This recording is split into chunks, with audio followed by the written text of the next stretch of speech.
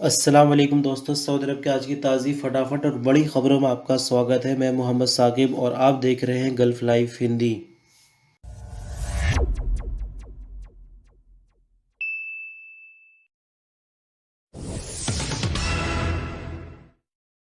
Saudi ministry of interior यानी गृह मंत्रालय का कहना है कि सभी सरकारी व प्राइवेट दफ्तरों, स्कूल, कॉलेजों, यूनिवर्सिटियों, किसी तरह के सरकारी प्रोग्राम और कारोबार से संबंधित किसी भी तरह की एक्टिविटी में शामिल होने के लिए वैक्सीन लगवाना जरूरी है। इस फैसले पर अमल 22 जिलहज्जा यानी 1 अगस्त इतवार के दिन से शुरू हो जाएगा। उसके बाद से इन सभी चीजों में शामिल होने के लिए वैक्सीन जरूरी हो जाएगी। सऊदी प्रेजेंसी के मुताबिक मिनिस्ट्री ऑफ इंटीरियर के एक अधिकारी ने मंगलवार को अपने बयान में कहा कि सऊदी अरब के संबंधित विभागों की सिफारिश पर कोरोना वायरस से निपटने और लोगों की सेहत व सलामती की खातिर ये पाबंदियां लगाई गई है। मिनिस्ट्री ऑफ इंटीरियर के मुताबिक किसी भी सरकारी या प्राइवेट दफ्तर में ड्यूटी देने के लिए वही लोग जा सकेंगे जो वैक्सीन ले चुके हों। सरकारी या प्राइवेट एजुकेशन सेक्टर में वैक्सीन के बिना एंट्री मना है, जबकि पब्लिक ट्रांसपोर्ट इस्तेमाल करने के लिए जैसे कि सात को बस हो गई या ट्रेन हो गई, इस तरह की पब्लिक ट्रांसपोर्ट अगर इस्तेमाल करने हैं तो उसके लिए भी वैक्सीन ज़रूरी होगी। बयान में आगे कहा गया है कि स्कूलों की टीचर्स, कॉलेजों, यूनिवर्सिटियों, ट्रेनिंग सेंटर, टेक्निकल ट्रेनिंग के विभागों को रूटीन के मुताबिक काम करना है तो वैक्सीन लेनी ज़रूरी होगी। मिनिस्ट्री ऑफ हेल्थ और मिनिस्ट्री ऑफ एजुकेशन मिलकर ये तय करेंगे कि वैक्सीन किन किन लोगों के लिए ज़रूरी है, यानी एजुकेशन सेक्टर में किन लोगों को छूट दी जा सकती है और किन लोगों के लिए वैक्सीन ज़रूरी होगी। इसका फैसला मिनिस्ट्री ऑफ हेल्थ की तरफ से किया जाएगा। सऊदी शहरी और यहाँ रहने वाले अजनबियों के लिए वैक्सीन लगवाने का पता तवक्कल ऐप के जरिए लगाया जाएगा। हर विभाग पाबंदियों पर अमल का तरीका अपने हिसाब से जारी करेगा। यानी कुल मिलाकर देखा जाए तो वैक्सीन सऊदी अरब में ज़रूरी हो गई है और आने वाले वक्त में इसकी अहमियत यानी इसकी इम्पोर्टेंस और ज़्यादा बढ़ जाएगी। तो इसलिए सभी व्यूअर्स से रिक्वेस्ट है कि जितने जल्दी हो सके खुद को वैक्सीन ज़रूर लगवाए। जद्दा के किंग अब्दुल अजीज इंटरनेशनल एयरपोर्ट के टर्मिनल पर एक बार फिर पैसेंजर्स की चहल पहल शुरू हो गई है, जिससे एयरपोर्ट की रौनक दोबारा बढ़ गई है। अरब न्यूज़ के मुताबिक कोरोना वायरस के फैलाव को रोकने के लिए 1 साल से ज़्यादा लंबे वक्त से सऊदी शहरियों के लिए इंटरनेशनल फ्लाइट पर लगाया गया बैन दोबारा हटा लिया गया है। सऊदी अरब के हवाई, ज़मीनी और समुद्री रास्तों को सफर के लिए दोबारा खोल दिया गया है, जिससे उन सऊदियों को सफर की इजाजत मिली है जो वैक्सीन की दोनों खुराक ले चुके हैं या पहली खुराक लेकर 14 दिन गुजार चुके हैं या बीते 6 महीनों के दौरान कोरोना वायरस से ठीक हो चुके हैं। एयरपोर्ट पर पैसेंजर्स को सभी एसओपीज का पालन कराया जा रहा था। टर्मिनल में सिर्फ उन लोगों को एंट्री की इजाजत थी जिनके पास हवाई टिकट मौजूद थे या जो किसी मजबूर पैसेंजर के साथ मददगार के तौर पर आए थे। अथॉरिटी की तरफ से जारी किए गए नए एसओपीज के मुताबिक 18 साल से कम उम्र के सऊदियों को सऊदी सेंट्रल बैंक से अप्रूव्ड हेल्थ इंश्योरेंस पॉलिसी का सर्टिफिकेट दिखाना था, जो दूसरे देशों में कोरोना वायरस के इलाज के खर्च पूरा करेगी। सऊदी अरब की general authority of civil aviation ने भी नई एसओपीज जारी की है, जिनमें सऊदी अरब की कोविड-19 ऐप यानी तवक्कलना का इस्तेमाल जरूरी कर दिया गया है। ये शर्तें सभी पैसेंजर्स पर लागू होंगी, चाहे वो ट्रैवल के पर्पज से या पढ़ाई के या फिर इलाज कराने के लिए सऊदी अरब से बाहर जा रहे हो। सऊदी पब्लिक प्रोसिक्यूशन ने विदेशों में कैश रकम ले जाने वाले सऊदी शहरी और अजनबियों के लिए नई नोटिफिकेशन जारी की है। सब अखबार के मुताबिक विभाग का कहना है कि हर वो पैसेंजर जो अपने साथ 60,000 रियाल या उससे ज़्यादा रकम, चाहे वो नकदी हो या फिर जेवरात की सूरत में हो, ले जा रहा हो, उसे चाहिए कि वो काउंटर पर पहले ही खबर कर दे। विभाग ने आगे कहा है कि 60,000 रियाल से ज्यादा कैश ले जाना मनी लॉन्ड्रिंग की कैटेगरी में आता है, जिस पर आगे कार्रवाई हो सकती है। इस सिलसिले में काउंटर पर सही जानकारी देना पैसेंजर की जिम्मेदारी बन जाती है। गलत जानकारी देने पर मनी लॉन्ड्रिंग का शक पैदा हो सकता है। 17 मई से इंटरनेशनल फ्लाइट खुलते ही सऊदी शहरियों की बहुत बड़ी तादाद सऊदी अरब से बाहर दूसरे देशों के लिए सफर कर रहा है। ऐसे में सऊदी पब्लिक प्रोसिक्यूशन ने कैश रकम ले जाने वाली लिमिट लोगों से बताने के लिए एक बार फिर से नोटिफिकेशन जारी की है। सऊदी अरब में मस्जिद हराम में उम्रा और नमाज को सिर्फ वैक्सीन लगवाने वाले या कोरोना वायरस से ठीक होने वाले लोगों तक ही लिमिटेड कर दिया गया है। सऊदी मिनिस्ट्री ऑफ हज उम्रा की तरफ से कहा गया है कि उम्रा और मस्जिद हराम में नमाज के परमिट जारी कराने के लिए जो शर्तें रमज़ान के दौरान लगाई गई थी वो ही जारी रहेंगी। रमज़ान से पहले वाली सुविधा अब दोबारा नहीं मिलेगी।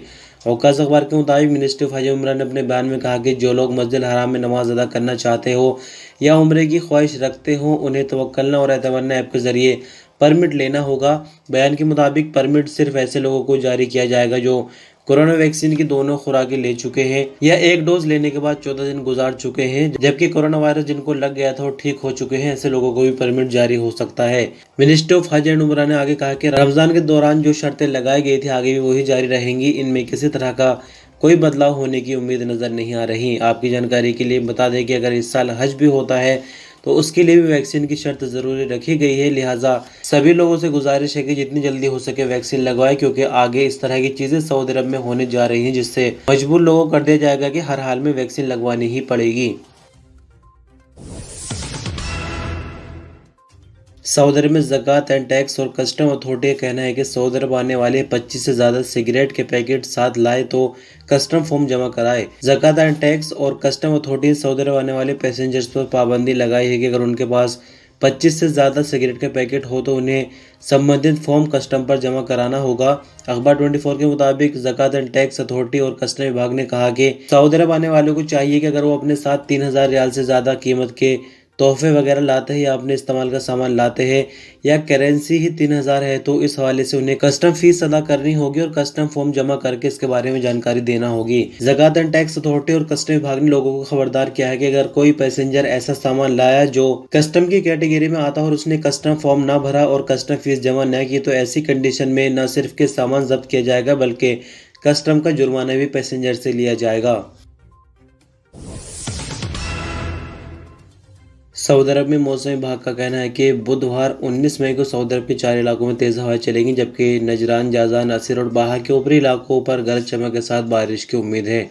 आजिल अखबार के मुताबिक मौसम विभाग का कहना है कि सऊदी अरब के उत्तरी और केंद्रीय इलाकों में भी तेज हवाएं चलेगी। मौसम विभाग ने आगे कहा कि बुध को सबसे ज्यादा टेम्परेचर यानी 43 डिग्री सेंटीग्रेड दम्माम और अलहसा में होगा, जबकि सबसे कम टेम्परेचर 12 डिग्री सेंटीग्रेड अलसौदा में रहेगा। इसके अलावा आपको बता दें कि मंगलवार को सऊदी अरब के कई इलाकों में तेज रेतीली हवाओं से विजिबिलिटी काफी हद तक कम हो गई। असीर, जाजान के इलाके तेज रेतीली हवाओं से ज्यादा प्रभावित हुए।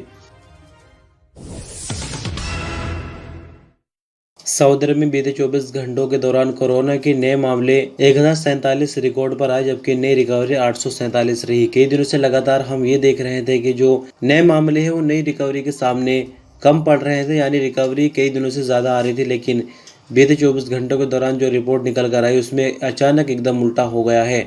बात करते हैं मरने वालों की तो 14 नई मौत हुई है और कुल मरने वालों की तादाद बढ़कर 7188 हो गई है। सऊदी अरब में एक्टिव मामले 8078 है, जिनमें से 1384 क्रिटिकल केस है। कुल मामले सऊदी अरब में 4,35,027 हो चुके हैं, जिनमें से ठीक होने वालों की अगर बात करें तो 4,19,761 लोग कोरोना से ठीक हो चुके हैं। सऊदी अरब के शहर खैबर अल जनूब में रहने वाले एक खानदान ने ईद के दिन अपने बेटे के कातिल को माफ करने का ऐलान कर दिया है। सब अखबार के मुताबिक कबीला बनी वाहिब शहरान के खानदान आल राजी का कहना है कि उसने अपने कत्ल किए गए बेटे अब्दुल्ला के कातिल को अल्लाह के नाम पर माफ कर दिया है। उन्हें कातिल की खानदान से कुछ भी नहीं चाहिए। घटना की जानकारी बताते हुए कत्ल करने वाले यानी कातिल के भाई रेजा जामिल आल शाहिर अल शहरानी ने कहा कि हम विक्टिम के खानदान के बरसों से पड़ोसी है। दोनों खानदानों के रिश्ते कोरोना काल के दौरान भी बिल्कुल रूटीन के मुताबिक थे, यानी ठीक ठाक ही थे, मगर जब कत्ल की घटना होने के बाद हमारे खानदान वालों ने मोहल्ला छोड़ने का फैसला किया तो विक्टिम के खानदान वालों ने हमें ऐसा करने से मना कर दिया। कबीले के बुजुर्गों ने जब सुलह कराने की कोशिश की तो हमारी माँ से कहा गया कि वो विक्टिम की माँ से जाकर माफी मांगे और सुलह की गुजारिश करे, मगर हमारी माँ ने ऐसा करने से मना कर दिया। हमारी माँ ने कहा कि मरने वाला भी मेरा बेटा है और उसकी माँ मेरी बहन है और कातिल भी मेरा बेटा है। उन्होंने कहा कि फिर ईद के दिन मेरी माँ को विक्टिम यानी मरने वाले की माँ की तरफ से फोन आया और ईद की मुबारकबाद दी और खुशखबरी सुनाई कि उन्होंने कातिल को सिर्फ अल्लाह की रजा के लिए माफ कर दिया है। मरने वाले यानी विक्टिम के खानदान के इस कदम पर हम बहुत खुश हैं और शुक्रगुजार हैं। हमने शुक्रिया के तौर पर उनके घर के सामने सलामी पेश करने के लिए सफेद झंडा लहरा दिया है। सऊदी अरब में मिनिस्टर ऑफ इस्लामिक अफेयर ने 5 इलाकों में नमाजियों में कोरोना पाए जाने पर 13 नई मस्जिदों को टेम्परेरी बंद कर दिया है। सऊदी प्रेस एजेंसी के मुताबिक मिनिस्टर ने आगे कहा कि बीते 101 दिनों की बात करें तो 1223 मस्जिदें टेम्परेरी बंद की गई, लेकिन इनमें से 1201 मस्जिदों को सैनिटाइजिंग और साफ सफाई होने के बाद दोबारा खोल दिया गया। मिनिस्ट्री का आगे कहना है कि मंगलवार को जो मस्जिदें बंद की गई इनमें से 4 का ताल्लुक कसीम वह असीर रीजन, 3 रियाज रीजन जबकि एक ईस्टर्न रीजन और बाहर रीजन से है। मिनिस्टर का कहना है कि मंगल को 13 नई मस्जिदें खोली गई है। इनमें से 4 का ताल्लुक रियाज रीजन, 3 का असीर और बाहर रीजन जबकि 2 का ईस्टर्न रीजन और 1 का तबूक रीजन से है। सऊदी अरब की गोल्ड मार्केट में बीते 4 महीनों के दौरान पहली बार सोने की कीमतों में रिकॉर्ड बढ़ोतरी देखने को मिली है। यह इजाफा ऐसे वक्त में हो जब डॉलर के वैल्यू और शेयर्स की कीमतों में कमी रिकॉर्ड की गई है। मंगलवार को सऊदी अरब में 24 कैरेट 1 ग्राम सोने की कीमत 225 रियाल और 31 हलाला रही, जबकि 22 कैरेट 1 ग्राम सोने की कीमत 206 रियाल और 50 हलाला रिकॉर्ड की गई। 21 कैरेट 1 ग्राम सोने की कीमत 197 रियाल और 12 हलाला रही, जबकि इसी तरह से 18 कैरेट 1 ग्राम सोने की कीमत 168 रियाल और 96 हलाला रिकॉर्ड की गई। बीते दिन ही सऊदी अरब में 1 औंस सोने की कीमत 7007 रियाल और 3 हलाला रही, जबकि 1 तोला सोना सऊदी अरब में 2627 रियाल और 63 हलाला में बेचा गया। सऊदी अरब और बहरीन को जोड़ने वाले किंग फहद पुल से सफर करने वालों की तादाद एक बार फिर से बढ़ गई है। 1,30,000 से ज्यादा गाड़ियां पुल पार कर चुकी है। किंग फहद पुल मैनेजमेंट की तरफ से आगे कहा गया है कि पहले से ही यह एहसास था कि पुल से सफर करने वालों की तादाद एकदम से बढ़ जाएगी। इसी के चलते रोड्स और केबिन की तादाद बढ़ाई गई थी। मैनेजमेंट के मुताबिक हद से ज्यादा गाड़ियां और पैसेंजर को तेजी से निपटाने के लिए अपोजिट साइड के रूट से भी फायदा उठाया जा रहा है। किंग फहद पुल मैनेजमेंट ने बताया कि इतवार की रात 9 बजे से मंगल की सुबह 4 बजे तक 1,30,000 से ज्यादा गाड़ियां पुल पार कर चुकी है। सभी गाड़ियों और पैसेंजरों पर सफर के लिए जो एसओपीज बनाई गई है उनको लागू किया जा रहा है। गल्फ कोऑपरेशन काउंसिल यानी जीसीसी कंट्रीज के लिए सफर करने के लिए फिलहाल नेशनल आईडी की सर्विस बंद कर दी गई है। ये बात ईस्टर्न प्रोविंस पासपोर्ट के प्रवक्ता मुअल्ला अल-अतैबी ने बताई। अरब न्यूज के मुताबिक मुअल्ला अल-अतैबी ने आगे कहा कि सऊदी अरब से बाहर ट्रेवल करने वाले ख्वाहिशमंद शहरियों को चाहिए कि वो जिस कंट्री का सफर करना चाहे वहां के लिए जो एसओपीज बनाई गई है उनकी अच्छी तरह से पाबंदी करे। साथ ही जैसे कि कोरोना का माहौल है, ऐसे में अगर सफर करना है तो नेशनल आईडी पर सफर नहीं होगा, पासपोर्ट इसके लिए जरूरी होगा। इसी के साथ साथ जो लोग सऊदी अरब का ट्रैवल करना चाहे गल्फ कंट्रीज से, उनको भी पासपोर्ट का इस्तेमाल करना होगा। सऊदी अरब में बीते 24 घंटों के दौरान कोरोना एसओपीज को वायलेट करने पर 250 लोगों के खिलाफ जुर्माने लगाए गए हैं। अरब न्यूज के मुताबिक एक शादी के प्रोग्राम में शिरकत के दौरान सोशल डिस्टेंसिंग की पाबंदी और दूसरे तरह के एसओपीज का पालन न करने पर 72 लोगों के खिलाफ कार्रवाई की गई, जिसमें औरतें और मर्द दोनों शामिल हैं। साथ ही जो शादी में मेहमान गए हैं वो भी शामिल है और जिनके यहाँ शादी हो रही थी वो भी शामिल है।